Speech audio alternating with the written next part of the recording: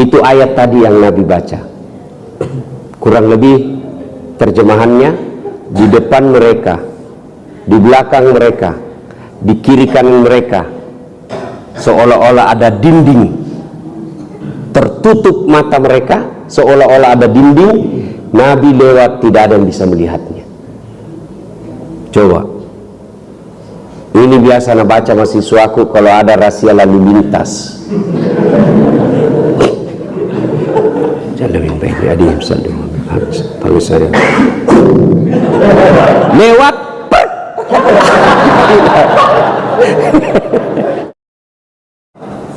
tiada Tuhan selain Allah, jangan sembah kecuali Allah.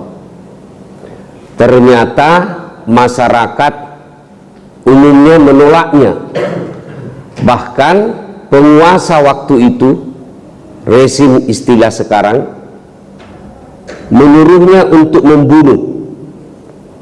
Ajaran sesat ini anak muda, cari mereka, kejar, bunuh mereka.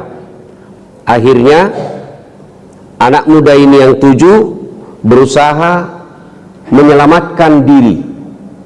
Larilah mereka mencari persembunyian, meninggalkan daerah tempatnya berdakwah, dikejar. Tapi dengan izin Allah selamat dari pengejaran, dilempari. Ada satu binatang yang mengikutinya, anjing. Dia setia kemana saja anak muda ini pergi, dia ke situ. Akhirnya mereka masuk ke dalam gua, tidur. Dan sebelum dia tidur, dia berdoa, ya Allah, lindungi kami dari orang-orang jahat. Ya Allah, selamatkan jiwa raga kami dari orang-orang jahat. Lalu mereka tidur. Tidurlah. Beberapa lama kemudian bangun. Dia gosok matanya. Dan satu bangun. Dia kasih bangun sama temannya. Bangun. Kemudian dia bilang yang satu, keluar kau dulu pergi beli. Kau dulu belanja. Ini uang. Keluarlah dia. Kira-kira seperti ini di gua, ada warung-warung di depan, pergi belanja. Pergi cari dapat warung, belanja. Dibayar. Sudah dibayar, ini uang. Kaget dia anu. Kaget yang punya warung. Uang tak laku ini. Bagaimana caranya tak uang laku? Nah baru kak kemarin tidur. Lama ini uang. Masa sih? Dan baru kemarin saya tidur. Enggak, ini uang lama ini, enggak laku sekarang. Akhirnya ditanya, ada yang mengatakan, berapa lama kita tidur memang ini? Pulang kan enggak lakuannya. Berapa lama kita ini tidur? Lalu yang satu, lama kayaknya. Lalu barang enggak masuk akal. Mereka berdebat. Ternyata berapa lama mereka tidur, Pak? Ada yang tahu berapa lama tidur? Ibu-ibu, berapa lama tidur, Bu? 2 minggu? 2 minggu? 2 minggu atau 3 minggu? Berapa, Bu? 309 tahun. 3 abad, Pak. 309 tahun tidur. Tidak pernah bangun-bangun. Karena kita tidur di sini 2 hari 2 malam tidak pernah bangun. Kecuali pingsan kita, nak pukul piring si istri tak pas. Allahu Akbar. 309 tahun tidur, tidak masuk di akal. Tapi kalau Allah yang mau, terjadi.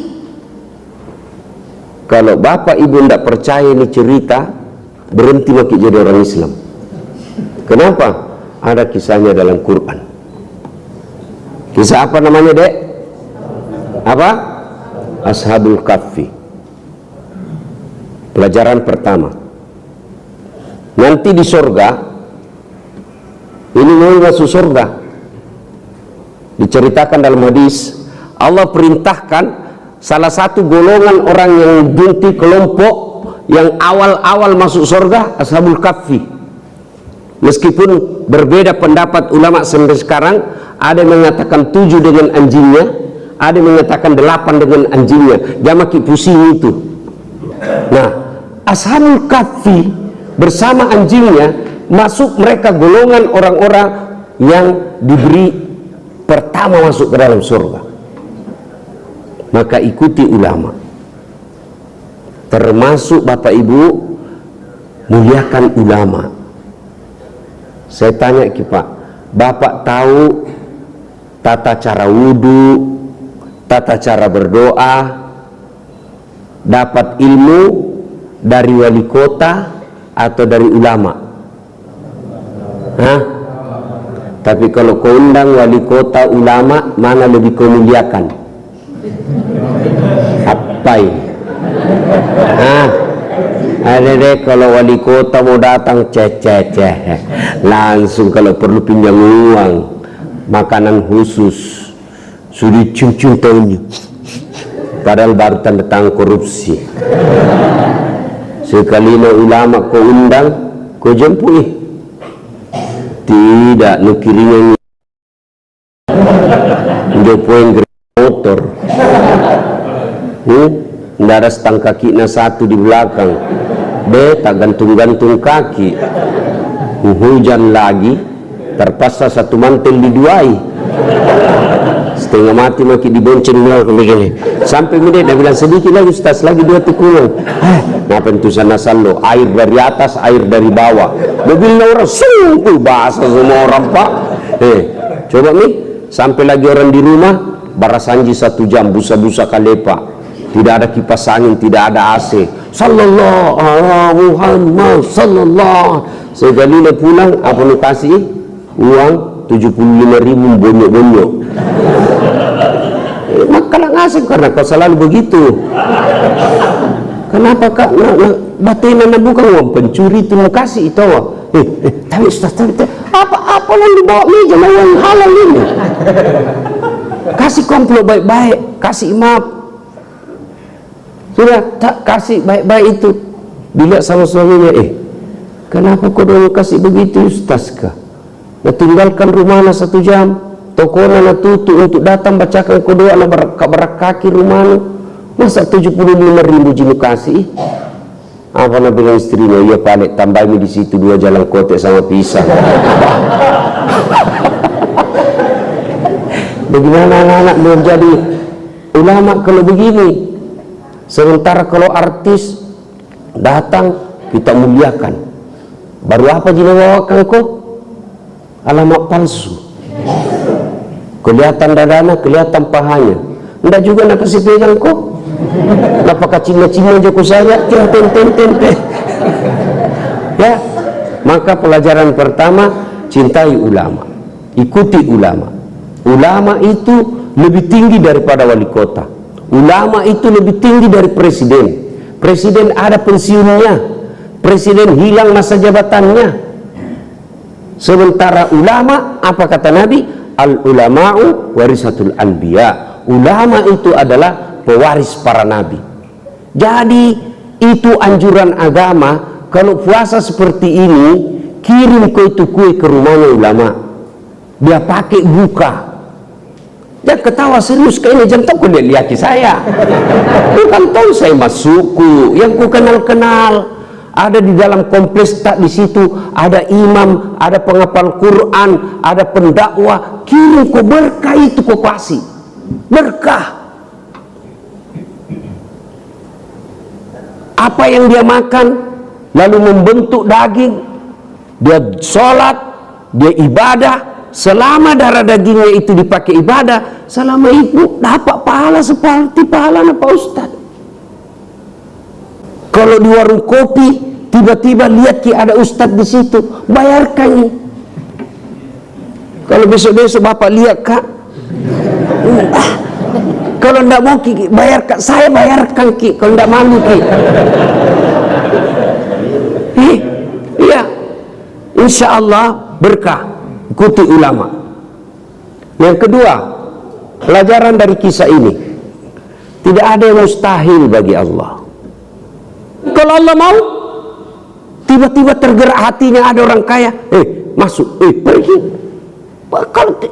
Kalau Allah yang mau, bagaimana konsep caranya bisa insinyur, nanda ada sekolah bapaknya, ndak ada kerjanya, ada tiba-tiba dapat beasiswa. Tak ada mustahil. Kalau Allah yang mau menolong, tidak ada satupun kekuasaan manusia yang bisa menghalangi. Kalau Allah yang mau mengangkat seseorang, biar satu dunia mau menjatuhkan, terangkat. Sebaliknya, kalau Allah yang mau menjatuhkan orang, satu dunia angkat, pasti jatuh. Banyak sekali pelajaran kita lihat dalam dunia ini. Orang punya kuasa, punya jabatan, tidak masuk di akal, tapi kalau Allah berkehendak jatuh. Itulah makna dari kalimat la haula wala quwata illa billah. Jadi jangan pernah pesimis, selalu percaya diri. Jangan pernah sakwa sangka, sangka baik terus. Kalau ada sesuatu yang diinginkan, sangka baik. Salah satu penyebab doa tidak diijabah, doamu tidak dikabulkan Allah, kalau kamu selalu berpikir tidak, tidak diterima jini doaku, diterima jini, tidak gitu. Karena kau sangka buruk, yakin saja. Tidak ada yang mustahil bagi Allah. Banyak kejadian dalam Quran tidak masuk akal, tapi terjadi. Yang paling dekat dengan kita, masih ingat kisahnya hijrahnya Rasulullah, kan dikejar rapat kafir Quraisy. Ini Muhammad makin menjadi-jadi pergerakannya. Semakin banyak budak-budak kita, keluarga kita sendiri yang mengikuti ajarannya. Jadi bagaimana ini? Saudara-saudara, ada usul? Dari belakang ada usul. Saya pimpinan sidang. Apa? Sudah. Sogoi, kasih saja uang. Dia bilang, pimpinan rapat, ndak mempan. Jadi dia baik. Ada lagi usul. Sudah, kasih jabatan paling baik. Ndak mempan, dia bukan gila jabatan. Kalau begitu apa? Kirim perempuan paling cantik. Dia bukan bangsa Indonesia.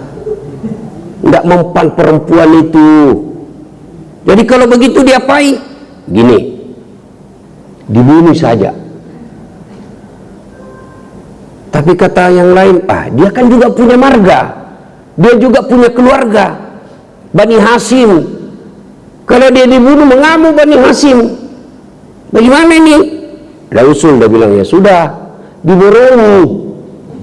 Kan di Mekah waktu itu ada beberapa bani. Bani itu suku-suku, ya. Diborongi. Jadi nanti kalau keberatan ini Bani Hashim, semua bani yang ada di sini bersatu kita lawan. Istilahnya anak muda dulu dan satu, pemain silat dan satu, kita dan kawan-kawan. Ya toh? Akhirnya setuju. Oke, kapan? Ya besok. Sergap rumahnya Muhammad. Besok malam. Setuju? Setuju. Tidak boleh bocor ini rapat, Siapa yang bocorkan kita penggal kepalanya. Oke, ini rahasia negara. Pulanglah peserta rapat. Ada satu peserta rapat pas tidur cerita-cerita sama istrinya. Dia bilang, ibu, datang rapat tadi. Oh ya? Iya, ada rahasia ini. Tapi jam memang kau bilang-bilang ibu, rahasia negara ini, bahaya ini kalau bocor nih. Apa pak? Nanti kau kasih bocor. Tidak, apa? Kenapa kau bilang-bilang mau pancing jaki pale? Akhirnya dia bilang, besok malam Muhammad mau dibunuh. Jangan kau ngomong, jangan kau cerita. Enggak pak, rahasia terjaga. Besok pagi ini ibu pergi pasar. Pergi nak kasih temannya. Apa? Rahasia. Jangan kau ngomong, Iyo, apakah? Tapi jangan kau ngomong. Iyo, apa? Sebentar malam Muhammad mau dibunuh. Wah, iya kah? Iyo, tapi rahasia jangan kau ngomong. Iyo, ndak aman. Pulang ini, nak kasih tahu juga tetanggana. Singku dulu, apa? ada rahasia. Jangan ngomong-ngomong. Yang tadinya ada rahasia, jangan ngomong-ngomong, ngomong semua orang. Itulah perempuan kalau kena dapat dikasih rahasia. Maka bapak-bapak kalau ada rahasia jangan lalu kasih tahu istrimu. Biar sumpah-sumpah jangko percaya pasti bocor.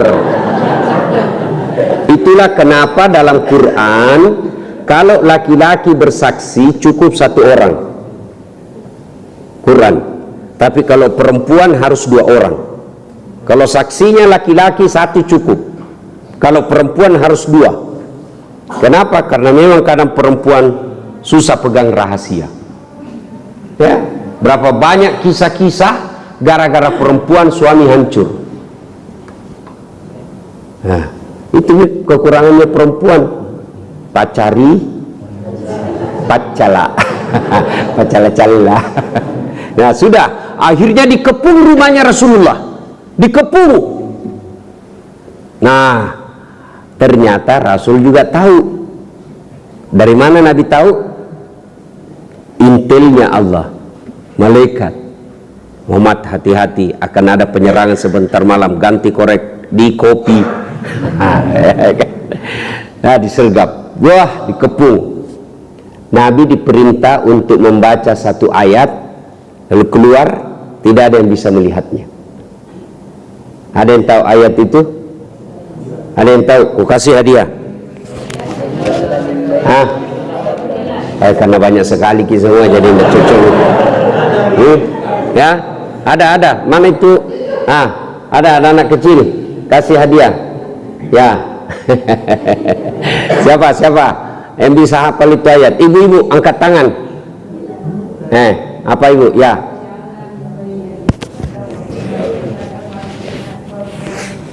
Nah, hadiah. Tiket. Kasih hadiah uang ustadz berkah. Oke, berkah. Ya, insya Allah ya, beda uang ustadz dengan uang polisi. Ya, ada yang tahu artinya itu? Ada yang tahu artinya? Ibu, itu uang insya Allah ibu, uang berkah. Itu uang saya bu, uang berkah. Selama ibu tidak belanja itu uang, ada terus uang di dompet. Ya, coba membuktikan, insya Allah. Selama kita tidak belanja-belanjai, ada terus uang tak di dompet. Itu berkah itu uang itu.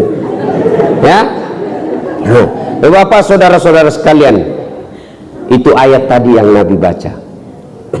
Kurang lebih terjemahannya, di depan mereka, di belakang mereka, di kiri kanan mereka, seolah-olah ada dinding, tertutup mata mereka, seolah-olah ada dinding. Nabi lewat, tidak ada yang bisa melihatnya. Coba, ini biasa nak baca mahasiswaku kalau ada rahasia lalu lintas. Jangan baik adik panggil saya. Lewat,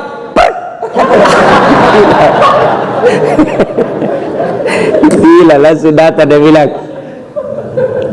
bohong tuh Ustaz. Apa lagi kau bilang kau bohong? Itu kita bilang itu ayat, tidak dilihat orang kau dibaca. Saya baca tadi pada ditilang ya. Memang kenapa kau ditilang? Tidak pakai helm. Saya bilang itu juga polisi hafal itu ayat.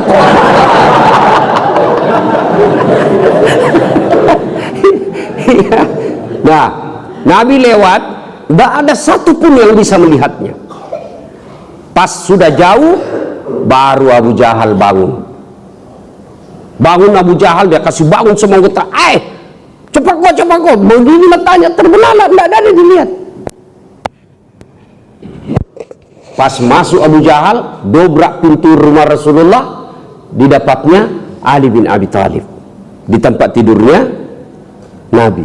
Sebelum Nabi meninggalkan rumah, beliau panggil Ali bin Abi Thalib, sepupu satu kalinya, yang kemudian jadi anak mantunya, yang juga sekaligus sahabat pilihan 4 beliau. Dia bilang, Ali, sini kau dulu. Ya Rasul, kau ganti saya dulu tidur di sini. Coba bayangkan Pak, kalau bapak-bapak itu malam ada penyergapan, bapak mau dibunuh, misalnya saya mau dibunuh, baru saya panggil Ki, ganti saya Kak tidur di sini. Mau Ki kira-kira Pak? Mau Ki kira-kira? Pasti tidak mau. Ali bin Abi Thalib, apa dia katakan? Sami'na wa ata'na. Malam itu selesai kejadian, ditanya, Ali, kenapa kau mau ganti Nabi malam itu? Nah, kau nyata-nyata diganti untuk mati. Apa kata Ali bin Abi Thalib? Kalau saya yang mati pada malam itu, satu je orang mati. Hanya Ali, anaknya Abi Thalib yang mati. Tapi kalau Muhammad yang mati pada malam itu, roh kebenaran, cahaya kebenaran, dinul Islam akan hilang di muka bumi. Lebih baik saya mati daripada Rasulullah Muhammad SAW. Begitu ku anak muda. Jangan kau kalau cewek, gunung kan ku daki, lautan ku seberangi, minum kopi aja kau tiup, panas saja kopi kau balak ya. Nah, akhirnya disergap, ditarik Ali dari tempat tidurnya. Aina Muhammad? Mana Muhammad? Saya juga tidak tahu. Dikejar Abu Lahab, kemudian Kalab, teriak-teriak, lalu dia bilang, ayuhan nas, wahai penduduk Mekah, siapa yang bisa menemukan Muhammad dalam keadaan hidup atau mati, saya kasih hadiah 100 ekor onta betina. Itu onta pada zaman itu lebih mahal onta betina daripada onta jantan. 100 ekor.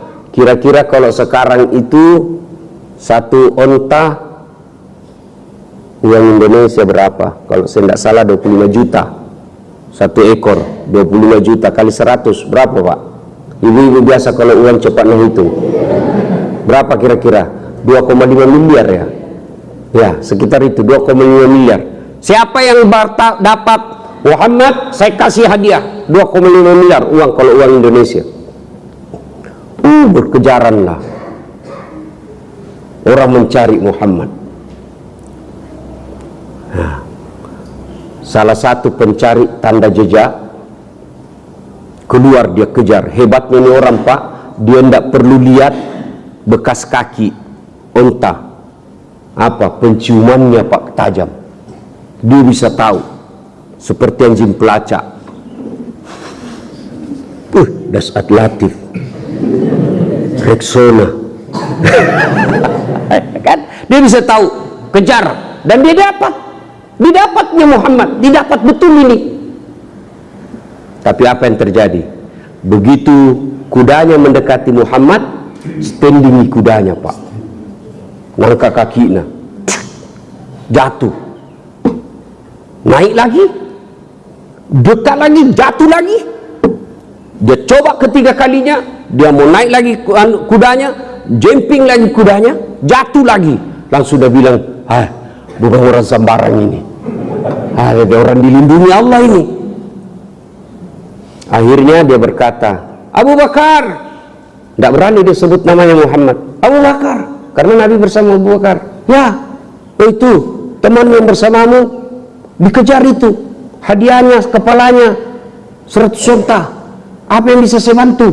Yang tadinya mau membunuh, dengan izin Allah dia balik melindungi Nabi. Apa yang bisa saya bantu? Kata Abu Bakar, Rasulullah meminta tolong, kalau bisa kamu sampaikan kalau kau ketemu, bagaimana caranya supaya mereka tidak temukan kami. Kalau Allah yang mau Pak, tadinya mau membunuh, justru kembali melindungi. Kalau Allah yang mau, tidak ada yang mustahil. Nabi bersembunyi dalam Gua Zur. Ada yang tahu apa? Gua Zur, bersembunyi itu dalam Gua Zur. Itu Gua Zur Pak, kalau dilihat dari luar begini orang sembunyi, pasti kelihatan orang di dalam. Pasti, karena tidak jauh itu ke dalam itu Gua Zur. Nah, dikepung itu Gua Zur, didapat itu gua sama ini Abu Lahab, Abu Jahal dan kawan-kawannya mengintip. Abu Bakar tak tendrin nih, gemetar Abu Bakar. Nabi katakan, Abu Bakar la tahzan, Abu Bakar jangan kau takut, innallaha ma'ana, Allah bersama kita, tenang kau. Karena Abu Bakar maki didapat tombak maki ini, tombak maki. Dengan mantap Nabi katakan, Abu Bakar la tahzan, innallaha ma'ana, jangan kau takut, Allah bersama kita. Akhirnya apa? Allah turunkan pasukannya, bukan ababil, bukan malaikat, tapi apa? Laba-laba. Tahu jadi laba-laba? Garangkang. Iya toh? Pernah lihat sarang laba-laba? Pernah lihat sarang laba-laba? Itu biasanya kalau mulai lebaran dibasmi. Rumah dibersihkan dari sarang laba-laba. Ya, itu sarang laba-laba. Ambil pulpen, kasih di atas sarang laba-laba, pasti rokoyak, pasti robek. Begitu rapuhnya. Tapi apa yang terjadi? Kekuatan laba-laba yang sangat rapuh mengalahkan tentara pilihannya Abu Jahal. Apa Nabi bilang Abu Jahal? Tidak mungkin ada orang di dalam sini. Kalau ada orang di sini pasti robek ini sarang laba-laba. Mengintip terbang burung merpati. Nabi Tojo, tidak mungkin ada manusia. Pergi mereka 3 hari 3 malam dalam gua Zur. Lanjutlah perjalanannya. Kalau Allah ingin menyelamatkan orang, Pak, kalau Allah yang mau menolong kita, pasti ada cara. Tidak ada yang mustahil. Maka yang jadi persoalan buat kita, bagaimana supaya Allah menolong kita. Cara supaya Allah menolong kita, banyak mendekatkan diri kepada Allah Subhanahu wa Ta'ala. Dan bulan inilah tempatnya Allah paling dekat dengan hambanya. Maka sia-sia orang yang memasuki bulan suci Ramadan tidak memperbanyak amal-amal kebaikan.